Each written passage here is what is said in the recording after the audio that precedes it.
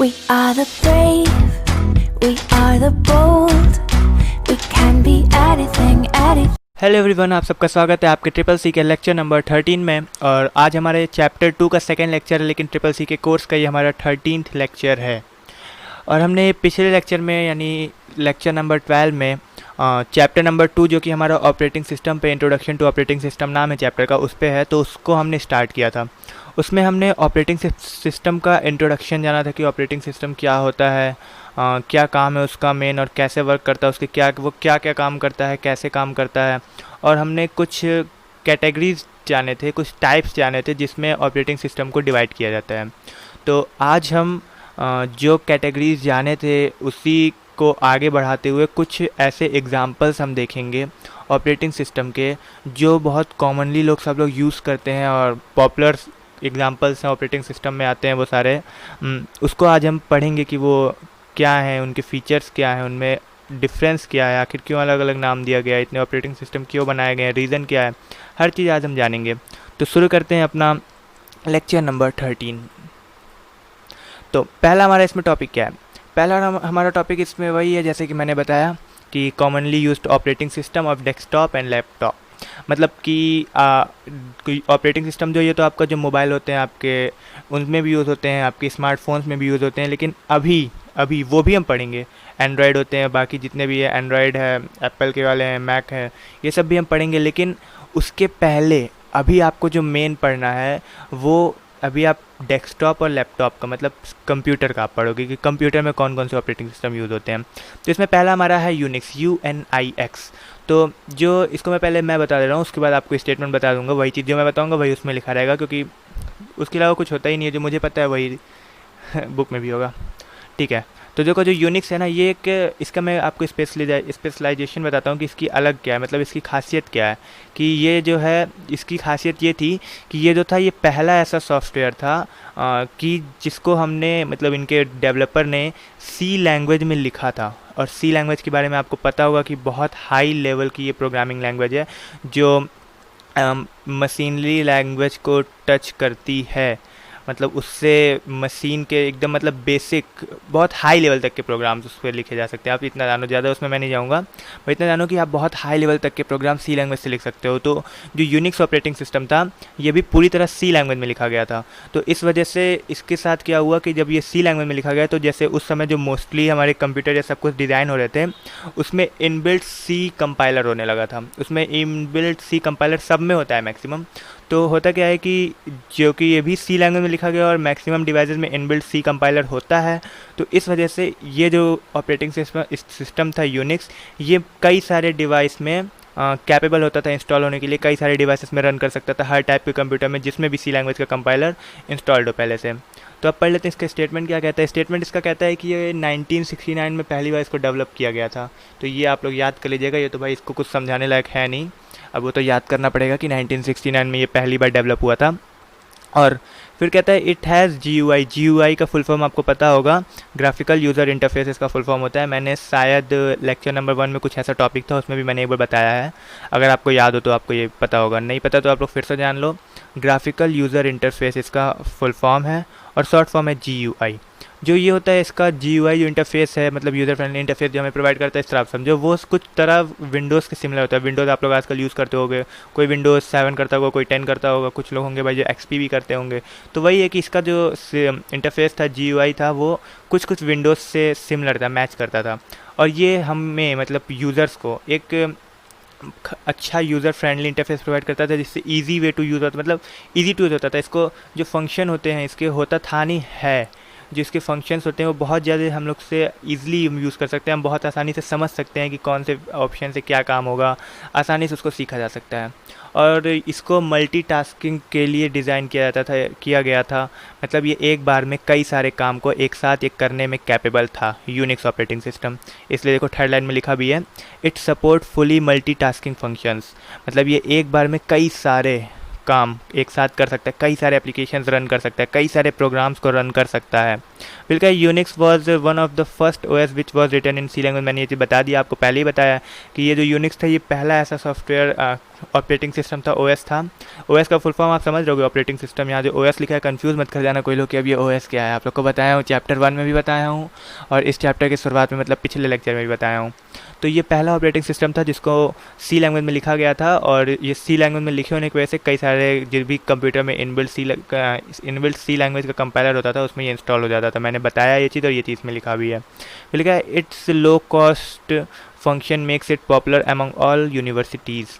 हाँ, ये बहुत ही अच्छी लाइन लिखी है कि इसका जैसे ये इतना यूज़र फ्रेंडली था, इतना ज़्यादा इसकी डिमांड थी कि इसका कॉस्ट कम कर दिए थे। इसके जो डेवलपर्स थे बहुत लो रेट पे अवेलेबल था, तो इस वजह से, और इसके कई सारे फंक्शंस जैसे कि बताया मैं कि बहुत अच्छे से आसानी से हम इसको यूज़ कर सकते हैं, और भी बहुत सारे इसमें फंक्शंस थे। तो उन सब वजह से ये यूनिवर्सिटीज़ में लैब में जो होते हैं यूनिवर्सिटीज़ के लैब और उनके ऑफिशियल वर्क हर जगह ये सब यूज़ होने लगा था, बहुत पॉपुलर हो गया था, हर जगह यूज़ होने लगा था ये। तो उसके बाद फिर एक अपना, मेरे ख्याल से यूनिक्स आपको समझ में आ गया होगा इसके बारे में जितना भी है। अगर नहीं समझ में आया तो आप कमेंट में ज़रूर बताएं। और फिर अगला हमारा है लिनक्स। लिनक्स का मैं आपको पहले बता दूं, जो लिनक्स हमारा है ये भी यूनिक्स के जैसे सिमिलर ही है, मतलब उसी को एक तरह से मान लो, उसको डेवलप नहीं किया गया, उसी को मद्देनज़र रखते हुए, उसी को देखते हुए इसमें फ़ीचर्स डाले गए थे, उससे सिमिलर फ़ीचर्स इसमें कुछ कुछ डाले गए थे। और इसके सबसे बड़ी खासियत जो मुझे भी लगती है और है, इसकी बहुत अच्छी खासियत है कि इसमें वायरस फ्री सिक्योरिटी है, मतलब वायरस इस पे नहीं अटैक कर पाते हैं। ये जो लिनक्स ऑपरेटिंग सिस्टम है इसमें वायरस नहीं अटैक कर पाते। बहुत अगर बाई चांस मान लो बहुत ही ज़्यादा हाई लेवल की हो, बहुत बड़ी वायरस आ गई हो, तब बात अलग है। वो तो बहुत ऐसे आजकल बन रहे हैं, बहुत सारे हैकर्स हैं, वायरस क्रिएटर्स हैं जो बना दे रहे हैं ऐसा वायरस जो कर दे अटैक। लेकिन तब भी जो हमारे छोटे मोटे वायरस होते हैं जो हमारे नॉर्मल विंडोज़ को क्रैश करा दें या फिर नॉर्मल कंप्यूटर क्रैश करा देते हैं, फ़ोन को क्रैश करा देते हैं, वो सब वायरस हमारे इस लिनक्स ऑपरेटिंग सिस्टम का कुछ नहीं कर सकते हैं। इसमें बहुत हाई सिक्योरिटी होती है।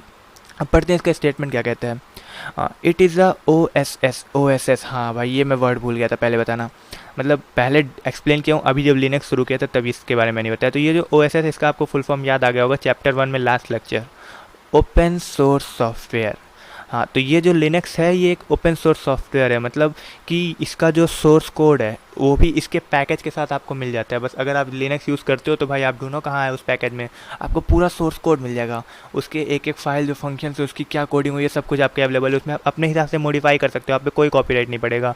आप अगर अपने लिनक्स में कुछ चेंज कर लो, उसका कोई आपका बाई चांस मान लो कहीं कुछ लिखा है उसको आप चेंज करके अपना कुछ कर दिए, वो सब चीज़ करते हो तो आपको कोई भी मॉडिफिकेशन पे कोई भी आपको कॉपीराइट स्ट्राइक या फिर कोई क्लेम इस टाइप का नहीं होगा, क्योंकि ये OSS है, ओपन सोर्स सॉफ्टवेयर है। ये लैपटॉप और PC के लिए डिज़ाइन किया गया है, तो सबको पता है यार, हमें वही पढ़ ही रहे हैं। It was design considering Unix capability. मैंने तो बताया था कि यूनिक्स को मद्देनज़र रखते हुए इसको डिज़ाइन किया गया था। बहुत सारे फंक्शंस ऐसे थे जो उसके ऐड किए गए थे। उसी की तरह जहाँ जहाँ वो जैसे सी कंपाइलर में सारे हो जाता था, ये भी हो जाता था, क्योंकि इसको भी सेम लैंग्वेज में मोस्टली पार्ट इसका लिखा गया था। कुछ पार्ट अलग लिखे गए थे दूसरे लैंग्वेज को यूज़ करके, लेकिन मोस्टली इसका भी सी लैंग्वेज से ही लिखा गया था। फिर it's function list is quite similar to Unix. यार बार बार यही चीज़ बोल रहा है, मैं भी ये चीज़ बता चुका हूँ आपको। Linux over the other platform lies a very high security level, it means it is virus free software. मैंने ये चीज़ बताया कि ये बहुत इसमें हाई सिक्योरिटी है वायरस की या फिर और भी चीज़ की, जो आपके आजकल थ्रेट्स आ रहे हैं सबकी बहुत ज़्यादा इसमें सिक्योरिटी होती है। कुछ इस पर जल्दी अटैक नहीं कर सकता, बहुत सेफ़ फील करोगे अगर लिनक्स यूज़ करते हो तो आप बहुत ज़्यादा सेफ़ हो। फिर चलते हैं अगले ऑपरेटिंग सिस्टम की ओर, जो कि हमारा है मैक OS। अब मैक OS का नाम तो भाई बहुत लोग सुने होंगे, अगर कोई आईफोन या एप्पल का कोई भी डिवाइस रखता है तो उसको पता होगा। ये जो मैक OS सॉफ्टवेयर है इसका एप्पल कंपनी इसको बनाई थी, और इसकी भाई देखो खासियत तो ये है कि इसमें अगर बाई चांस मान लो जैसे होता है ना कि हम लोग का कंप्यूटर है, कंप्यूटर में कोई एक सॉफ्टवेयर है उसमें कुछ एरर हो गया, कुछ वायरस घुस गया, कुछ कर दिया, तो कभी कभी ऐसा होता है कि हमारे विंडोज़ को करप्ट कर देता है वो सॉफ्टवेयर। जैसे कुछ इन्फेक्टेड फाइल्स आ गई तो हमारे पूरे विंडोज़ को खा जाती है, मतलब क्रैश करा देती है। लेकिन ये जो मैक होता है ना, इसमें बहुत अच्छी सिक्योरिटी है कि इससे हमारा सॉफ्टवेयर मतलब पूरा जो मैक है वो क्रैश नहीं होगा जल्दी। ये काफ़ी हद तक अपने आप को सेव कर लेता है, और रिस्टोर करने की कैपेबिलिटी इसमें बहुत ज़्यादा होती है, जिसका एडवांटेज है। लेकिन एक इसका ड्रॉबैक कह लो, डिसएडवांटेज कह लो, ये भी है कि ये सिर्फ उन्हीं प्रोडक्ट्स में इंस्टॉल होता है जो कि हमारे एप्पल कंपनी वाले भैया लोग बनाते हैं। आप अपने नॉर्मल कंप्यूटर में मैक OS नहीं इंस्टॉल कर सकते, आपको उसके लिए एप्पल का लैपटॉप या एप्पल का टैब, एप्पल का आईफोन ये सब लेना पड़ेगा, एप्पल की वॉच लेनी पड़ेगी, आप नॉर्मल में नहीं कर सकते। इसका ये ड्रॉबैक है, इसी वजह से नहीं मुझे करना यूज़। ठीक है, अब देखते हैं इसके स्टेटमेंट क्या कहता है। It was first introduced on होना चाहिए 24 मार्च 2001। ये आप याद कर लो डेट, इसको मैं क्या ही समझाऊँ कि ये 24 मार्च 2001 में पहली बार बनाया गया था, लोगों तक लाया गया था, पब्लिश किया गया था, जो कि हमारे एप्पल कंपनी द्वारा बनाया गया था। ये भी आपको पता है, मैंने बता ही दिया। It was initially named as system software but later named as macOS. हाँ, ये चीज़ बहुत इंपॉर्टेंट पॉइंट है और हो सकता है ये आपके MCQ में एग्ज़ाम में आ भी सकता है कि इसको जब बनाया गया था, जब बाद में इसको मतलब पहली बार इसको जब बनाया गया था तो इसको मैकओएस नाम नहीं दिया गया था, इसको सिर्फ सिस्टम सॉफ्टवेयर नाम दिया गया था। बस बोल दिया गया था कि एक सिस्टम सॉफ्टवेयर हमने बनाया, उसका नाम ही सिस्टम सॉफ्टवेयर ही था, वही लोग इंस्टॉल कर रहे थे। लेकिन बाद में जैसे अब कोई भी कंपनी अपना प्रोडक्ट बनाती है तो उसको कुछ यूनिक नेम देती है, यूनिसिटी उसमें को लाती है, तो उसी को लाने के लिए इन्होंने उसका बाद में नाम मैकओएस रख दिया था। ये बहुत इंपॉर्टेंट है कि आपसे पूछ लेगा कि मैकओएस का पहला नाम क्या था, उसका शुरुआत का नाम क्या था, तो आपको बताना पड़ेगा सिस्टम सॉफ्टवेयर, या फिर ये पूछ ले कि सिस्टम सॉफ्टवेयर का आगे चल के क्या नाम हुआ, मैकओएस। वैसे ये क्वेश्चन पूछेगा नहीं, ये तो बेतुका सवाल हो गया, क्योंकि सिस्टम सॉफ्टवेयर एक अलग टॉपिक ही पूरा बन जाता है। चलिए फिर अगला लाइन देखते हैं। It is both stable means does not crash often many software problems system have. हाँ, जैसे कि मैंने बताया कि अगर सिस्टम में कई सारे सॉफ्टवेयर में प्रॉब्लम भी हो जाती है, कुछ इन्फेक्टेड फाइल्स आ जाते हैं, तब भी ये हमारा जो ऑपरेटिंग सिस्टम ये क्रैश नहीं होता है। एंड ईजी टू लर्न, और इसको यूज़ करना बहुत सिंपल है, मतलब बहुत ही ज़्यादा सिंपल इंटरफेस है इसका, आप आसानी से यूज़ कर सकते हो। कोई एक फ़ीचर आपको इसकी जानने में आपको कोई दिक्कत नहीं होगी, आसानी से समझ में आ जाएगा। उसका इसका ड्रॉबैक जैसे कि मैंने भी बताया था कि सिर्फ एप्पल प्रोडक्ट पे रन करेगा, जो एप्पल कंपनी जिन प्रोडक्ट को प्रोड्यूस करती है सिर्फ उन्हीं पे रन करेगा, और यही चीज़ इसमें लिखा भी है। फिर चलते हैं अगला, जो कि हमारा है MS विंडोज़। ये बहुत ही सब लोग जान रहे हो कि इसके बारे में मुझे नहीं लगता बताने की जरूरत है, लेकिन मैं पूरा बताऊंगा। जो MS का फुल फॉर्म है माइक्रोसॉफ्ट, और विंडोज़ का तो विंडोज़ है ही यार, उसका क्या करोगे। तो इसका पूरा नाम है माइक्रोसॉफ्ट विंडोज़। जो माइक्रोसॉफ्ट हमारी कंपनी है, वो जो हमारे ऑपरेटिंग सिस्टम बनाती है, उनको विंडोज़ के कई सारे वो सीरीज़ निकाली हुई है। आपके जैसे पहले मैं बता दूं कि आपका था विंडोज़ NT, विंडोज़ उसका फुल फॉर्म था विंडोज़ न्यू टेक्नोलॉजी। उसके बाद हमारा था विंडोज़ 2000, उसके बीच में शायद 95 और 98 भी आए थे, वो उतना इंपॉर्टेंट नहीं था। लेकिन फिर विंडोज़ 2000 आया, जो थोड़ा मतलब चर्चे में आया था जो। उसके बाद फिर विंडोज़ 2000 को अपडेट करके विंडोज़ ME एक निकला था, ये वाला भी उतना ज़्यादा इंपॉर्टेंट नहीं था, जल्दी चला गया सब। तो उसके बाद फिर निकला था विंडोज़ 2000 के बाद रुके बता रहे, हाँ, विंडोज़ XP निकाला उन्होंने। विंडोज़ XP के बाद विस्टा, फिर 7, फिर 8, फिर 10।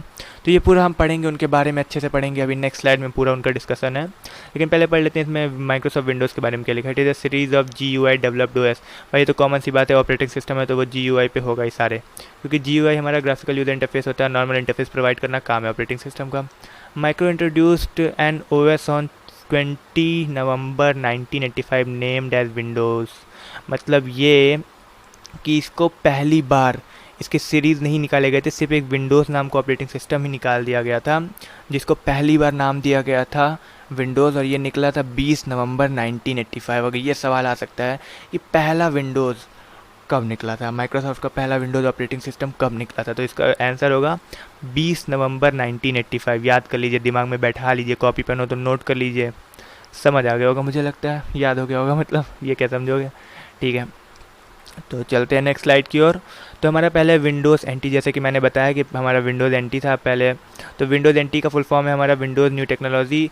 और ये जो हमारा था, इसको मैं पहले बता देता हूँ कि ये जो हमारा विंडोज़ NT था ना, इसको मल्टीटास्किंग फंक्शंस के लिए बनाया गया था, मल्टी प्रोसेसिंग और मल्टीटास्किंग के लिए। मतलब कि आप इसमें कई सारे, अगर आप इस ऑपरेटिंग सिस्टम को कई सारे प्रोसेसर से कनेक्ट कर दो, मतलब आप कई सारे CPU लगाए हो, एक से मैं पहले बताया था ना मल्टी प्रोसेसिंग का मतलब कि आपके कई सारे या तो प्रोसेसर हो आपके CPU में, या आप 2-3 CPU को अटैच किए हो, तब भी ये ऑपरेटिंग सिस्टम उस पर रन कर जाता था। और आपके एक बार में आपको एक से ज़्यादा काम करने हो, मतलब आप एक कोई नेट चला रहे हो, गाना सुन रहे हो, पिक्चर देख रहे हो, कुछ भी कर रहे हो, कई सारे प्रोसेस आप एक साथ कर रहे हो, तो वो सब इसमें आसानी से हो जाते थे, कोई दिक्कत नहीं आती है विंडोज़ NT में, क्योंकि इसका नाम ही है new technology, Windows new technology. और इसको पहली बार इसका वर्जन जो था वो निकला था विंडोज़ NT 3.1, जैसे कि आपकी स्क्रीन पे लिखा भी है, पढ़ते रहिएगा। मैं जो उसमें लिखा है ना उसको मुझे जो पता है मैं पहले बोल देता हूँ, लेकिन कॉमन बात है कि जो मैं बोलूँगा वो उसमें आपको मिलेगा ही, क्योंकि वो मैंने अपने हाथों से वो नोट्स बनाया है, तो मुझे जो पता है मैंने लिख दिया है वो भी। तो ये जो पहली बार इसका जो वर्जन निकला था वो विंडोज़ NT 3.1 था, जो कि 27 जुलाई 1993 को पहली बार लॉन्च किया गया था। उसके बाद चलते हैं अपना अगला विंडोज़, जो कि है विंडोज़ 2000।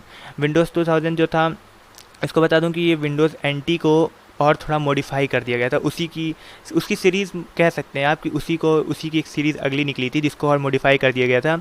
इसको ऐसा बनाया गया था कि ये कुछ लोग अगर घर पे यूज़ करना चाहते हैं तो अपने घर पे भी यूज़ कर लें नॉर्मल इंटरफेस के साथ, और अगर ऑफिस में यूज़ करना चाहते हैं ज़्यादा फंक्शंस के साथ और अच्छे और इंटरफेस के साथ तो वहाँ ऑफिस में भी यूज़ कर लें।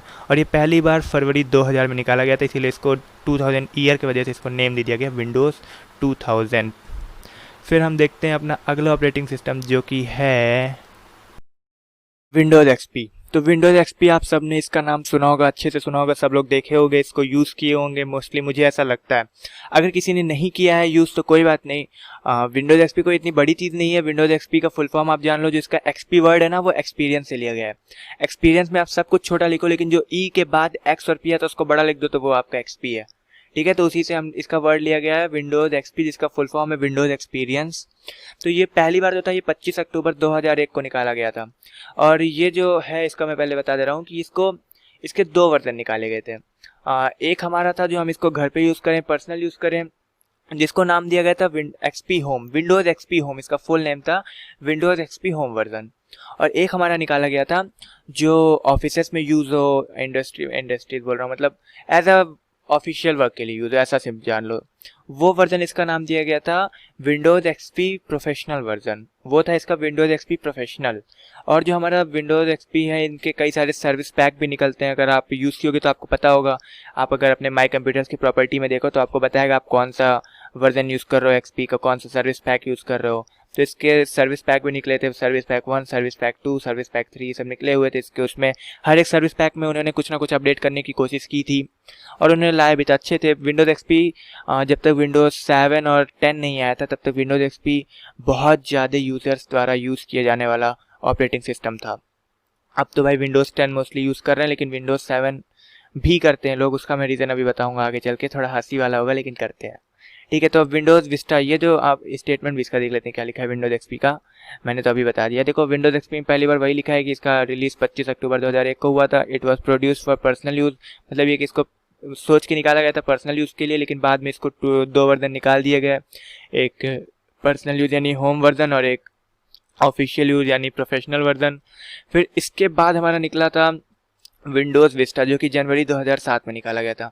जो विंडोज़ विस्टा था ना, इसको आप ये जान लो कि जो विंडोज़ एक्सपी था उसी के फीचर्स उसी के थे, उसी के सिमिलर फीचर्स थे, बस उसको थोड़ा सा और इन्हेंस कर दिया, उसका परफॉर्मेंस मतलब थोड़े स्पीड बढ़ा दिया काम करने की, सिक्योरिटी लेवल उसकी थोड़े हाई कर दी, जो विंडोज़ के फायरवॉल होती हैं सब थोड़े अपडेट कर दिया।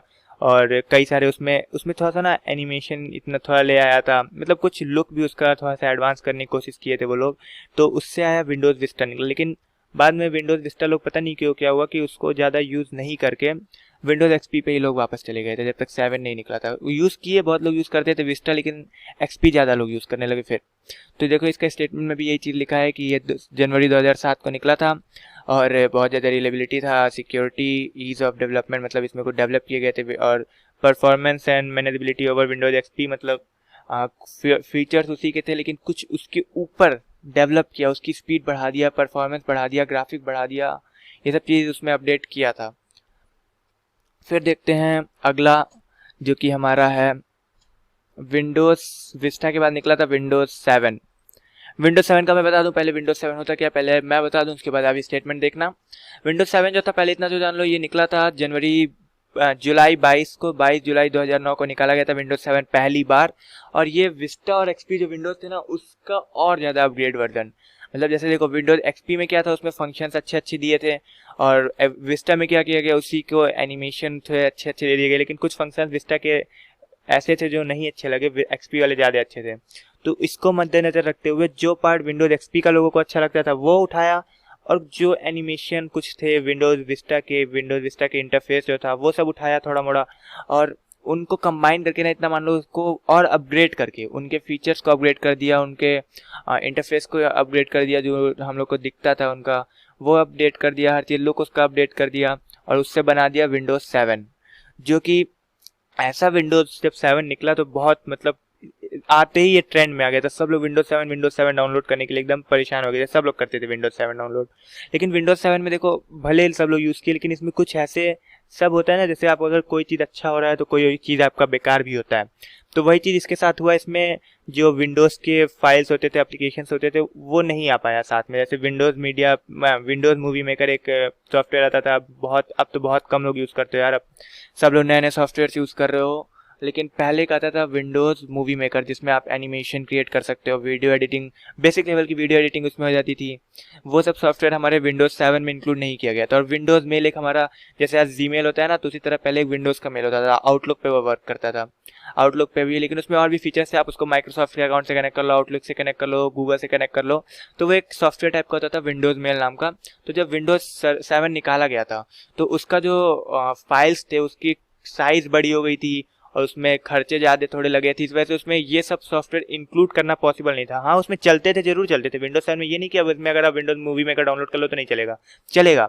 लेकिन जो उसके फाइल्स थे ना, उसके साथ वो दे नहीं पाए थे कंपनी। इस वजह से इसके ये थोड़ा ड्रॉबैक्स थे। लेकिन फिर बाद में जब नहीं दिए, लेकिन विंडोज़ 7 में जो फीचर्स थे और उसका जो लुक था वो लोगों को इतना अच्छा लगा कि लोग उसको अपना लिए। लोग कहे ठीक है भाई, हम नहीं यूज़ करेंगे, हमें ये फीचर्स मत दो, तो हमें कोई दिक्कत नहीं है, हम डाउनलोड कर लेंगे, अलग से डाउनलोड कर लेंगे। लेकिन ये बहुत उसको अच्छा लगा, लोगों को यूज़ करने में अच्छा लगा, स्पीड तेज थी उसकी। जैसे अगर आप विंडोज़ एक्सपी में कॉपी पेस्ट करो कोई चीज़ तो ऐसे एक डिब्बा बन जाएगा, सिंपल ऐसे लाइन जाएगी। लेकिन विंडोज़ 7 में उसको अपग्रेड कर दिया, मतलब लाइन जाएगी, उस लाइन के ऊपर एक और आपकी लाइन जाएगी, जो एक आपकी जैसे स्कैनर होता है ना, उस तरह की लाइट जाती थी, वो सब था। और थोड़ा ट्रांसपेरेंसी वाला, ट्रांसपेरेंट विंडोज़ टाइप का करने लगा था, जो आप अगर कोई फाइल ओपन करते हो तो उसके जो आपके ऊपर के टूल बार होते हैं, टाइटल बार, ये सब थोड़ा सा ट्रांसपेरेंट इसमें व्यू ले आया था। वो सब चीज़ लोगों को काफ़ी अच्छा लगा, क्योंकि होता नहीं है कि अगर किसी चीज़ का लुक अच्छा है तो वो अच्छा लगने लगता है, लोग उसको ज़्यादा अपनाते हैं। तो इस वजह से ये बहुत ज़्यादा कॉमनली यूज्ड ऑपरेटिंग सिस्टम बन चुका था। तो मेरे ख्याल से विंडोज़ 7 आपको अच्छे समझ में आ गया होगा, काफ़ी लेक्चर हो गया। और जो मैं बोला हूँ वही चीज़ इसमें लिखा भी है, आप इसको देख सकते हो। हाँ, नोट्स अवेलेबल है, वेबसाइट पे अवेलेबल है, देख सकते हो। और यहाँ पे लिखा भी, मैं पढ़ के भी बता दे रहा फिर से। ये देखो, जैसे कि मैंने बताया कि 22 जुलाई 2009 को रिलीज़ हुआ था, लिखा है इसमें। और एक्सपी और विस्टा का फीचर्स उठाए गए थे, अपग्रेड किया गया था उसको, ये भी लिखा है।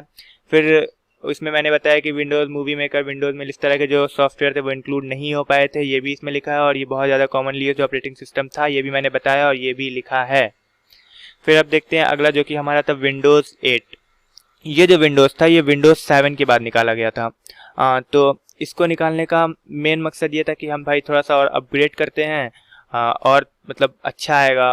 तो इसलिए इसको जब विंडोज़ 7 निकाला गया उसके 3 साल बाद, मतलब 2012 में इसको निकाल दिया गया विंडोज़ 8 को। लेकिन देखो हुआ क्या कि ये जो विंडोज़ निकला तो पहले तो इसको ये सोच के निकाला गया था कि इसको हम पीसी पे चलाएंगे। लेकिन फिर उस समय जो हमारे स्मार्टफोन्स होते हैं, मोबाइल होते हैं, इन सब का ट्रेंड आ गया था, थोड़े ज़्यादा चर्चे में आ गए थे। तो इस विंडोज़ को उन्होंने क्या सोचा कि हम इसको ज़्यादातर, ये चलेगा उसमें भी चलेगा, लेकिन इसके जो मोस्टली और मेजर चेंजेस इसमें जो लाने हैं, अच्छे अच्छे फीचर्स लाने हैं, वो सब हम अपने उन सब डिवाइसेस में ले जाए। तो विंडोज़ 8 को मोस्टली शिफ्ट करने लगे वो लोग, धीरे धीरे शिफ्ट करने लगे कि टैबलेट में रन करे, मोबाइल में रन करे, स्मार्टफोन में, कंप्यूटर में भी रन करे, लेकिन बहुत कम फीचर्स रन करें। जिस वजह से विंडोज़ 8 जो था ये निकला तो उससे अच्छा व्यू था, इसका इंटरफेस अच्छा था, लेकिन लोग इसको इसलिए नहीं पसंद क्योंकि ये ज़्यादातर हमारे स्मार्टफोन और इन सब में आने लगा था। उस समय लोगों के पास ज़्यादा स्मार्टफोन नहीं होते थे, कंप्यूटर मैक्सिमम कैफ़े में हर जगह होता था, तो उस समय मोस्टली वही लोग यूज़ भी करते थे सारे ऑपरेटिंग सिस्टम, सबके घर घर नहीं होता था उतना। तो इस वजह से विंडोज़ 7 पे भी लोग उस समय टिके रहे। कुछ लोग डाउनलोड किए, लेकिन फिर बाद में वो भी विंडोज़ 7 पे ही आ गए थे, क्योंकि विंडोज़ 7 उनको ज़्यादा बेटर लगा। उसके बाद फिर हमारा विंडोज़ 8 के बाद जो अगला हमारा निकला था वो हमारा जो अभी तक चल रहा है, इसके बाद अभी कोई विंडोज़ के नए अपडेट नहीं आए हैं, जो है हमारा विंडोज़ 8, जो आजकल सबके कंप्यूटर में होगा। और मेरे कंप्यूटर में भी वही है, विंडोज़ 10 मेरे में भी है, सब लोग यूज़ करो। क्योंकि देखो विंडोज़ 10 का यूज़ करने का रीज़न जानते हो क्या है, कि ये एक्सपी को और 7 को रिप्लेस क्यों किया, उसके ऊपर क्यों आया, मैं इसका पहले मैं रीज़न बता रहा हूँ। कि हुआ ये कि इसने क्या किया, जैसे 7 के लोगों को व्यू अच्छे लगे थे, उसका लुक्स अच्छे लगे थे, तो विंडोज़ 10 कहा कि भाई ठीक है, आपको लुक्स अच्छे लग रहे हैं, हम लुक्स लेके आते हैं, अच्छे लुक्स लेके आते हैं, उन लुक्स को और अपग्रेड कर देते हैं। ट्रांसपेरेंट विंडो इसमें भी मिल जाएंगे आपको, उसको और अच्छा कर दिया, इसमें डार्क थीम दे दिया। विंडोज़ 7 में आपको डार्क थीम नहीं मिल पाते थे, और लोगों को जैसे होता नहीं, डार्क थीम ज़्यादा अच्छे लगते हैं। तो उसके बाद फिर इसमें कुछ फंक्शंस ऐड कर दिया, जो आपके विंडोज़ एक्सपी में फंक्शन होते थे उससे भी अपग्रेड करके कुछ फंक्शंस इसमें ऐड कर दिया। उसके बाद फिर इसको, जैसे कि विंडोज़ एक्सपी और 7 इनका जो इंटरफेस होता था वो सिंपल होता था यूज़ करने का, इस वजह से लोग ज़्यादा यूज़ करते थे, तो इसको भी कर दिया। आप इसको आसानी से सिंपल यूज़ कर सकते हो। कोई भी आपको टफ नहीं लगेगा, बिल्कुल भी टफ नहीं लगेगा। आपको कुछ अगर करना है, हर चीज़ का आपको एक हिंट बाहर मिल जाएगा, हर चीज़ का मैसेज आपको तुरंत आ जाएगा। आप माउस का पॉइंटर लेके जाओ, तुरंत बता देगा ये ऑप्शन से क्या करेगा। इन सब खासियत की वजह से जो विंडोज़ 10 था, ये सारे विंडोज़ के वर्जन को एक तरह से उनके ऊपर बढ़ गया, ज़्यादा यूज़र्स में ज़्यादा का जो चरण था वो चलने लगा, आगे चलने लगा, लोगों द्वारा पसंद होने लगा, लोगों द्वारा यूज़ किए जाने लगा विंडोज़ 10। तो अब देखते हैं इसके स्टेटमेंट क्या कहता है। मैंने ये अपनी लैंग्वेज में बता दिया। हाँ, एक चीज़ मैं नहीं बताया हूँ, जो विंडोज़ 10 है ना, ये हमारा जो विंडोज़ NT यानी जो पहला विंडोज़ निकला था हमारा, विंडोज़ न्यू टेक्नोलॉजी, उसके फैमिली में रखा गया इसको। मतलब विंडोज़ न्यू टेक्नोलॉजी की फैमिली में 3 अभी तक आ चुके हैं, जो हमारा एक है विंडोज़ NT खुद, उसके बाद हमारा है विंडोज़ 2000, उसके बाद फिर हमारा है विंडोज़ 10। ये भी उसी कैटेगरी में लाया गया, जो 7, 8 और XP ये सब थे, इनके कैटेगरीज में नहीं लाया गया, इसको उस कैटेगरी की, उस फैमिली से बिलोंग करके इसको बनाया गया था। और इसको पर्सनल कंप्यूटर यूज़ के लिए ज़्यादा बनाया गया था, ऑफिस यूज़ के लिए कम। लेकिन आजकल इतने अपडेट आ चुके हैं, इसमें अपडेट आ चुके हैं, जिसकी वजह से इसको ऑफिस यूज़ में भी लिया जा रहा है। तो अब इसके स्टेटमेंट में भी ये लिखा है कि जुलाई 2015 को ये पहली बार रिलीज़ हुआ था और पर्सनल कंप्यूटर में यूज़ होता है, विंडोज़ NT की फैमिली है बस। और मुझे लगता है कि आपको पूरे विंडोज़ के सारे टाइप समझ में आ गए होंगे। अब चलते हैं अगले स्लाइड की ओर, जिसमें अब हम विंडोज़ से हट के कुछ ऑपरेटिंग सिस्टम के बारे में बात करेंगे। विंडोज़ के बाद हमारा एक आता है सोलारिस ऑपरेटिंग सिस्टम। ये एक ऐसा ऑपरेटिंग सिस्टम था, पहले तो इसको ये जानो ना, इसके साथ बहुत बड़ा मतलब लोचा हुआ, इतना समझ लो, अपने लैंग्वेज में बताऊँ, लोचा हुआ कि ये जो था, ये कंपनी इसको बनाई तो एक कंपनी थी जिसका नाम था सन माइक्रो सिस्टम। यहाँ पे SUS लिखा है, उसको माइंड ना करो, मैं स्पेलिंग मिस्टेक है, वहाँ होगा सन माइक्रो सिस्टम। ये एक नाम की एक कंपनी थी, 1993 में इसको पहली बार बनाई थी। लेकिन वो लोग इसको डेवलप करते थे, लगातार डेवलप करते आ रहे थे। 7 साल किए, मतलब 2000 तक किए, फिर और 10 साल किए, 2010 तक उसको डेवलप करते आए वो लोग। जो सन माइक्रो सिस्टम कंपनी थी, वो सोलारिस वाले ऑपरेटिंग सिस्टम को टोटल 17 साल तक डेवलप की। लेकिन उसके बाद क्या हुआ कि एक कंपनी आई जिसका नाम था ओरेकल कोऑपरेशन, ये उससे ये खरीद ली, एक तरह से उसकी पूरी कॉपीराइट खरीद ली कि भाई अब आप करो, अब हम इतना आपको पे कर दे रहे हैं, अब ये जो सिस्टम है इसको पूरा हम अपने तरीके से डेवलप करेंगे, इसमें और अच्छे फीचर्स लाएंगे और अपग्रेड हो जाएगी। तब से ये 2010 से ये ओरेकल कॉर्पोरेशन द्वारा ओन किया जाता है सोलारिस ऑपरेटिंग सिस्टम। लेकिन उसके पहले ये किया जाता था सन माइक्रो सिस्टम की। बहुत इंपॉर्टेंट टॉपिक है, MCQ में आ सकता है कि सोलारिस ऑपरेटिंग सिस्टम जो है, इसका पहली कंपनी कौन है, इसका प्राइमरी ओनर कौन है, तो उसमें आपको लिखना होगा सन माइक्रो सिस्टम। लेकिन किसके द्वारा अब ओन किया था, उसमें आपको ओरेकल कॉर्पोरेशन पे टिक करना होगा। अब इसकी खासियत जान लेते हैं। इसकी खासियत ये थी कि ये इसकी परफॉर्मेंस पहले तो बहुत तेज थी। कॉमन सी बात है, अगर कुछ अपग्रेड लोग कर रहे हैं, अगर उसको इतना डिमांड में है कि कंपनी भी दूसरी खरीद ले रही है पूरी कॉपीराइट, तो उसमें परफॉर्मेंस अच्छी डालेगी। परफॉर्मेंस अच्छी चीज़, सिस्टम मैनेजमेंट उसका अच्छा था, नेटवर्किंग में उसके फंक्शंस काफ़ी अच्छे थे। और इसमें क्या था ना कि ये आपके कोई अगर जैसे कोई भी आप इसमें बड़े काम करो, नेटवर्किंग से रिलेटेड आपके कोई सॉफ्टवेयर हो, बड़े हो, सिंगल यूज़ वाले सॉफ्टवेयर हो जो आपका एक फिक्स टास्क के लिए यूज़ होते हो, उस टाइप के जो सॉफ्टवेयर्स हो, वो तब इसमें बहुत आसानी से चल जाते थे और बहुत अच्छा परफॉर्मेंस शो करते थे, जिसकी वजह से इसको बहुत इंडस्ट्रियल यूज़ कह लो या फिर प्रोफेशनल यूज़ कह लो, जैसे कोई मशीन्स में यूज़ करना, इन सब जगह इसको ज़्यादा यूज़ किया जाने लगा। जैसे कोई आपका सिस्टम हो, उसमें आपको एक सॉफ्टवेयर रन कराना और उसमें बहुत आपको हाई परफॉर्मेंस चाहिए और बहुत ज़्यादा उसको नेटवर्क से कनेक्ट रहना है, नेटवर्क से पूरा उसको काम ही है, तो उन सब जगह ये ऑपरेटिंग सिस्टम यूज़ किया जाने लगा। उन एप्लीकेशंस को रन कराने के लिए उन मशीन्स में ये ऑपरेटिंग सिस्टम डाला जाता था, जिसका नाम था सोलारिस। फिर जानते हैं हम अगला ऑपरेटिंग सिस्टम, जो कि हमारा है MS-DOS।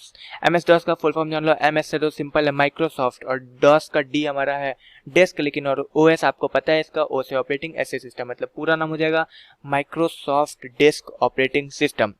ये जो है ना, ये पहली बार बनाया गया था IBM कंपनी से। IBM का आप नाम सुने होंगे, आज भी बहुत ज़्यादा ट्रेंड में, बहुत ज़्यादा अच्छी कंपनी मानी जाती है IBM। ये उन्हीं के द्वारा डेवलप किया गया ऑपरेटिंग सिस्टम था, जो कि 1981 में, मतलब 1981 में बनाया गया था पहली बार। और इसको देखो, अब इसकी खासियत मैं आपको बता दूं कि ये जो होता था ना, ये ऐसा इसको डिज़ाइन किया गया था कि ये हमारे जितने मेमोरी वाले सिस्टम सीन होते हैं कंप्यूटर के अंदर, जैसे आपके कंप्यूटर मेमोरी आप पढ़े हो चैप्टर नंबर 1 में, उसमें आपके फ्लॉपी डिस्क, सेकेंडरी होते हैं मेमोरी, वो सब आते हैं। तो उस तरह के जो आपके मेमोरी होते हैं, प्राइमरी मेमोरी भी आप जान लो, रैम रोम, इन सब जो भी ये बहुत आसानी से डील कर लेता था, उनके लिए ज़्यादा इसको बनाया गया था। आपको कोई परफॉर्मेंस इसके काफ़ी तेज़ थे, उन सबसे रिलेट करने में। अगर आप कोई सॉफ्टवेयर इंस्टॉल कर रहे हो तो वो चीज़ ये मेमोरी से बहुत जल्दी कांटेक्ट करके बहुत जल्दी इंस्टॉल कर देता था। ये सब चीज़ इसमें खासियत थे। लेकिन इसमें एक और ये था कि इसका खासियत ही मान लो कह सकते हैं कि इसको जब आप इंस्टॉल करोगे ना अपने कंप्यूटर में तो बहुत कम जगह ये इंस्टॉल हो जाएगा। इसमें उतने ज़्यादा फीचर्स नहीं ऐड किए गए थे, उतने हाई लेवल के फीचर्स नहीं ऐड किए गए, जिसका इसका साइज़ बहुत छोटा था। इसका पूरा जो पैकेज आता था बहुत छोटे साइज़ में आता था, जिसको आप आसानी से अपने कंप्यूटर में इंस्टॉल कर सकते हो और बहुत आपका स्पेस भी नहीं लगा, हल्की स्पेस लेगा और उसमें इंस्टॉल हो जाएगा। तो इससे कम स्पेस, इसका मतलब कम इसका साइज़ की वजह से इसमें कुछ ऐसे फीचर्स थे जो नहीं ऐड हुए, इस वजह से लोग इसको नहीं यूज़ करते। लेकिन कुछ जगह यूज़ होता भी है जहाँ आपको सिर्फ मेमोरी पे ज़्यादा वर्क करना हो, स्पीड चाहिए, आपके पास ज़्यादा स्टोरेज नहीं, आपको दूसरे काम में स्टोरेज लगाने हो, उन सब जगह ये ऑपरेटिंग सिस्टम भी यूज़ होता था। तो मेरे ख्याल से आपको पूरा ऑपरेटिंग सिस्टम के टाइप कॉमन यूज वाले जितने हैं हमारे जो आजकल यूज़ हो रहे हैं उनको समझ में आ चुका होगा। और फिर से मैं बता दूं, अगर आपको नहीं समझ में आया तो आप फिर से वीडियो देख लें। और अगर आपने अगर तक प्लेलिस्ट नहीं एक्सेस किया है, अभी तक हमारे चैनल को सब्सक्राइब नहीं किया है, लाइक नहीं किया है तो कर दें। पूरी प्लेलिस्ट पड़ी हुई है इस पे विंडो